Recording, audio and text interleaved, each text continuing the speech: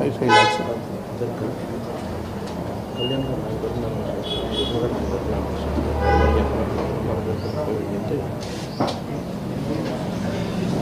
ఇప్పుడే న్యూస్ అసలు తెలియదు ఇదే అలా అంత పెద్ద ఈవెంట్ చేశాక ఎవరో ఇద్దరు రిటర్న్ వెళ్ళేటప్పుడు ఎక్స్పైర్ అయ్యారని ఇప్పుడే చెప్తున్నారు. ఈ న్యూస్ నాకు తెలియదు.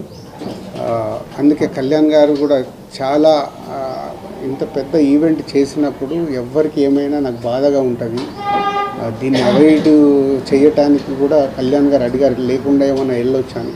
లేదు సార్, మాకు ఒక ఈవెంట్ కావాలని నేను చరణ్ గారు అడగడం జరిగింది. సో ఇప్పుడే చెప్తున్నారు. సో వారి ఆత్మకు శాంతి చేకూరాలని, అలాగే ఆ రెండు ఫ్యామిలీలకి నేను సపోర్ట్గా ఉంటూ వాళ్ళకు ఫైనాన్షియల్గా కూడా నేను పంపించి ఒక 5 lakhs ఇమ్మీడియట్లీ పంపిస్తాను. సో ఇదే ఇప్పుడు ఇంత ఆనందంగా ఉందాము అన్న ఇలాంటి అన్ఎక్స్పెక్టెడ్ ఇన్సిడెంట్స్ జరగడం చాలా బాధాకరం. సో వారికి కావాల్సిన హెల్ప్ నేను చేసి తప్పకుండా ఫ్యామిలీస్కి నేను నిలబడతాను.